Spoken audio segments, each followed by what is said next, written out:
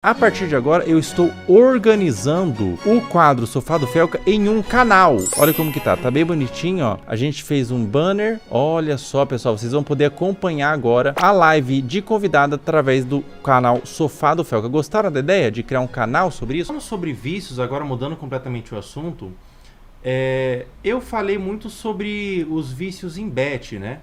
Um tempo atrás eu falei bastante porque muita gente mandava mensagem falando, cara, eu tô viciado. E aqui na live mesmo eu vi um comentário de um rapaz falando assim, pô, tô viciado em aposta, como que faz? O que você diria para alguém que tá viciado em aposta? Porque é muito viciante, né? É muito viciante. Você, às vezes você vai brincar um pouquinho, você é fisgado e fica viciado. O que você diria para alguém que tem esse vício? Assim, cara, por um lado, infelizmente, é o pior vício que tem. Fora o álcool. O álcool é o pior vício e a aposta é o segundo pior vício. O álcool é a pior substância que tem. Mais do que o cigarro? Mais do que o cigarro. Mais do que o crack? Cara... A coca? A mistura com coca e álcool, aí é o ápice do pior de todos. E é muito comum. Muito comum. Muito comum. E por que eu digo que apostas é o pior vício, a pior compulsão que tem? Tem a mais alta taxa de suicídio de todos os vícios. É mesmo? Você não está entendendo a devastação que é. Tem pesquisa que mostra que até 15 vezes mais a pessoa que tem esse vício tem chances de se auto-aniquilar do que a população em geral. Caramba! É muito devastador. Por isso que o seu posicionamento teve uma importância que de repente até você não soubesse do quanto é importante. É o pior vício que tem. Então, existe muita culpa, muita vergonha, a pessoa se vê mentindo para os familiares, ela se vê roubando. Às vezes é uma mentalidade de, no próximo jogo eu vou conseguir reaver. Mas às vezes é uma mentalidade de grandiosidade eufórica, tipo, a pessoa tem certeza que ela vai ganhar. E a realidade é que a maioria das pessoas que tem vício em aposta vai ter que ser abandonado por tudo e todos. Vai ter que chegar no fundo de poço. É aí que elas buscam terapia, a maioria delas, mas uma grande quantidade tem ideação. Tem pesquisas que mostram de 80%, é um bagulho assim, uns 30% consegue. Ideação suicida, 80% das pessoas têm depende da pesquisa, tá? Dependendo da pesquisa, uns 30% consegue dos que tentam, então é muita coisa. É uma taxa maior que o transtorno de personalidade borderline. Caramba! Mais pessoas viciadas em aposta conseguem se suicidam do que pessoas com borderline. Exatamente. Você entender o nível do negócio, tá? E aí aonde que eu vou puxar? Para onde que eu vou puxar essa conversa? 90% dessas pessoas têm pelo menos um diagnóstico de transtorno mental que precede a aposta. 60% tem pelo menos 3 diagnósticos de transtornos mentais. O que eu tô falando para você, se fulano faz aposta, Beltrano faz aposta, por que Beltrano se vicia e fulano não? Lembra que eu te falei que a gente tem experiências que modulam o nosso sistema neurológico de forma que os neurotransmissores que nos ajudariam a, por exemplo, sentir regulação no vínculo, que é algo que diminui minha ansiedade, diminui minha solidão. Aí eu não tenho tanta razão para buscar euforia fora de mim. Né? Se eu estou num ambiente tranquilo, então a minha endorfina funciona para diminuir minha dor. Aí eu não tenho tanta razão para buscar algo fora de mim. Então, o que eu estou querendo falar é que é muito bem documentado na literatura científica a ligação entre uma infância e adolescência difícil e predisposição para todos os transtornos mentais, inclusive a aposta. Então, uma das coisas que essa pessoa pode fazer é entender que em quase todos os casos ela tem condições anteriores à aposta. Ela está usando a aposta para regular coisas tortas do sistema neurológico dela que foram criadas em momentos de muita dor, muito caos, que às vezes ela nem tem noção que aquilo não é normal. Então, tem condições mentais que vêm antes da aposta, antes do vício em aposta, em 9 de 10 casos. 9 de 10 casos. Mas quando o influencer ele coloca lá e divulga o tigrinho, divulga a aposta, ele não seleta o público que vai ter acesso. Então ali, quem vai ter acesso? Vai ter muito adolescente, vai ter muita pessoa com transtorno que vai ter acesso àquele vício. Exatamente. Puxa, muito perigoso. Por isso que é perigoso pra caramba.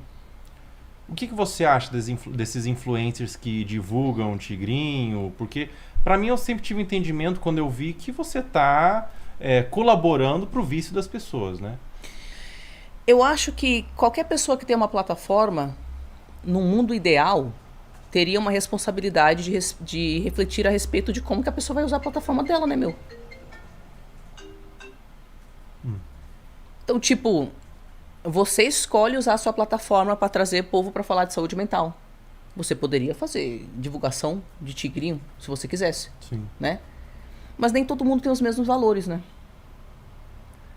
Então, tipo assim, eu vi um vídeo seu que você falou um negócio que eu falei, que bom que ele falou isso. Porque sim, o influencer tem a responsabilidade sobre a forma que ele usa a plataforma dele. Mas eu convido as pessoas a refletirem a respeito de quem que elas colocam em evidência. Você falou algo assim em algum vídeo seu sobre esse assunto. Tipo, gente, reflita sobre para quem que você dá ibope, né? Uhum. Porque claro que o influencer tem a responsabilidade dele.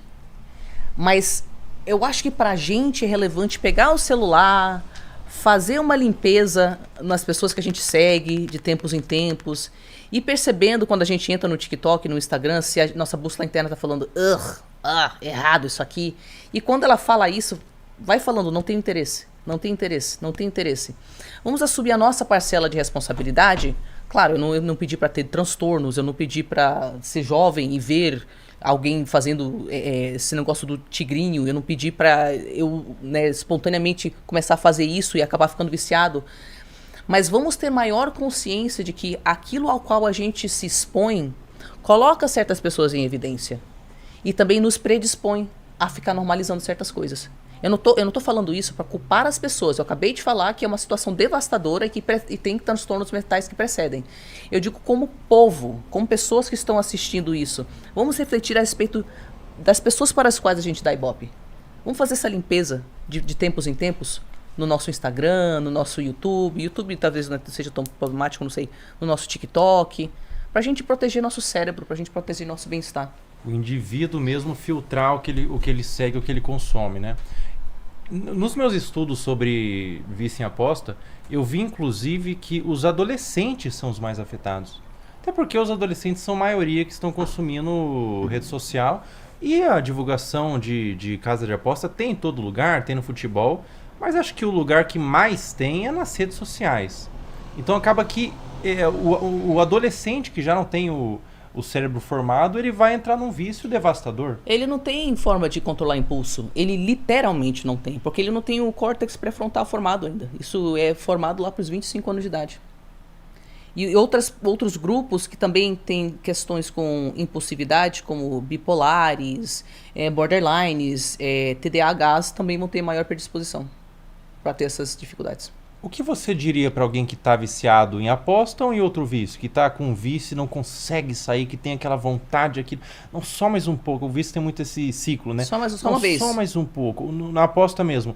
Ganhei um pouquinho, pô, dá para ganhar. Então vou tentar um pouco para ganhar um pouco mais. Eu perdi, não, agora eu vou recuperar. E daí tá dormindo ali, começa a se coçar. Cara, são 3 da manhã, eu sei, eu tenho que dormir, eu tenho que trabalhar amanhã. Mas só mais um pouquinho aqui, porque às vezes eu consigo recuperar aquele valor que eu perdi. Quem tá nesse ciclo do vício? O que você diria para uma pessoa assim? Assim, 2 coisas. Primeiro que a realidade é que às vezes não interessa o que a gente fala, até a pessoa chegar no fundo de poço dela. Porque a dor de permanecer naquele lugar tem que ser maior do que a dor de passar pelo processo de transformação. E às vezes a pessoa só chega nisso quando ela está lá no fundo do poço mesmo, tá? Perdeu tudo, perdeu família. Inclusive para narcisistas, geralmente é aí que eles buscam terapia de fato, né? É quando eles perderam todo mundo. Porque podem ter tentado terapia 10 milhões de anos, mas quando eles perderam todo mundo, aí a dor de não se transformar é maior do que a dor de se transformar, né? Mas o que eu convido as pessoas a refletirem é o seguinte, lembra aquilo que a gente estava falando sobre, você tem os flashbacks. Esses flashbacks são as dores que reativam um trauma anterior. Você volta para aquele lugar. Você desenvolveu comportamentos para lidar com essa dor. Um desses comportamentos pode ser um vício. Ou não falar não para as pessoas. Eu convido as pessoas a refletirem a respeito de qual é o gatilho logo antes. Porque tem alguma coisa emocional que é tão devastadora para você. Pode ser solidão, pode ser vazio, pode ser pânico, tá? Pode ser sensação de abandono, pode ser sensação de ser inadequado, de ser uma aberração. Tem alguma emoção que você não, com a qual você não sabe lidar. E é por isso que teu cérebro tá falando: perigo, perigo, ativa aí o negócio que libera dopamina, que libera, você entendeu? Porque teu cérebro tá tentando colocar alguma coisa que vai te dar aquele alívio naquele momento, mas que a longo prazo só vai te ferrar, né? Então, quanto mais a pessoa faz esse trabalho de pausar, e eu sei que, tipo, eu tô falando isso pro vento às vezes, sabe? Dependendo de onde a pessoa estiver. Por isso que eu falo, às vezes ela vai ter que chegar no fundo de poço.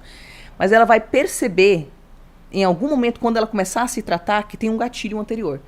E pode chegar no momento que é qualquer coisa. Tédio. Opa. Tesão. Vou pra lá. Mas tem alguma emoção que provavelmente foi o início de alguma coisa, um pânico. Eu fumava muita maconha, antigamente. Maconha. Hoje eu tô sóbria, mas quando eu percebi qual que era o gatilho anterior, sempre tinha um gatilho anterior. E o gatilho é quando eu sentia pânico. Eu começava a catastrofizar e meu nível de ansiedade aumentava para um pico que eu pensava: meu Deus, eu não vou aguentar. E era em um período onde eu tinha cortado contato com a minha mãe, eu não tinha mãe nem pai, nem amigos, nem contato com as minhas irmãs, então eu me sentia absolutamente sozinha no mundo, e eu prometi para mim mesma que eu nunca ia voltar para casa, então se eu precisasse dormir na rua, eu ia fazer isso. Então aquilo gerava tanta ansiedade dentro de mim, que algo dentro do meu cérebro falava: tá bom, vai lá. Porque o nível de pânico que eu sentia ativava a necessidade de ter esse conforto. Então, explore o que é isso que vem antes do gatilho. Os vícios, ele vem de um sentimento, de uma carência que você tem, né? Um sentimento, às vezes, de estresse e tudo mais, né? Ou o próprio gatilho, ele é formado das mais variadas coisas. Eu tava lendo um livro sobre isso, que às vezes tinha um rapaz que quando ele passava